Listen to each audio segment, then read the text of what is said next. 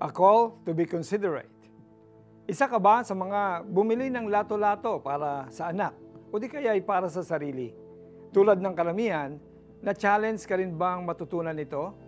Nung natuto ka na, nawili ka rin ba masyado? Nung nawili ka na-motivate ka bang maging mas magaling pang maglato-lato kaysa sa pinakamagaling sa iskinita ninyo? Para maabot mo ang level na matatawag na astig maglato-lato, siguro nakailang trial and error ka na, no? Nakailang practice din yun. Malamang, kung tulad ka ng mga bata sa kalsada, araw-gabi ka rin siguro naglalaro ng viral na laruan na ito. Pero sa tindi ng concentration mong maglaro, hindi mo ba naisip na may nanay na hirap ng magpatulog ng kanyang baby dahil sa ingay na gawa ng dalawang bolang nag-uumpugan? O kaya ay inaatake na ng migraine yung kapitbahay mo? O kaya ay ngayon pa lang sana babawi ng tulog ang neighbor mong night shift sa call center? Marami ring may work from home at hybrid classes na deserve din ng katahimikan habang sila ay nagtatrabaho at nag-aaral. A call to be considerate.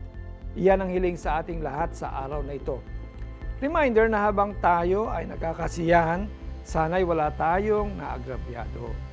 Ganon din sa mga nagkakaraoke during weekdays and late at night. Bagamat karapatan nating magsaya, huwag sana nating kalimutang magmalasakit sa iba. Maaari pa rin namang ituloy ang lato-lato at karaoke nights pero sa limitadong oras sana. Kagustuhan ng Diyos na manatili tayong at peace sa ating kapwa.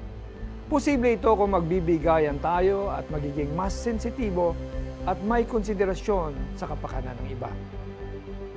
Let's pray. Panginoon, paalalahanan po ninyo ako sa mga pagkakataong nakakalimutan kong magmalasakit sa iba.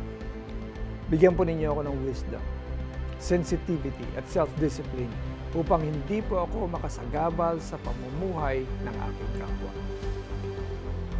Sa tingin mo ba ay nakalimutan mong i-take into consideration ang needs ng ibang tao? Start today by being kinder and more considerate of the people around you.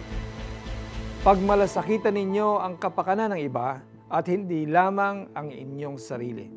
Mga taga-Filipos 2:4. If you've enjoyed listening to this message and would like to support the ongoing efforts of this ministry, you can do so by visiting cbnasia.org/give or click the heart icon of the Tanglaw app to make a donation.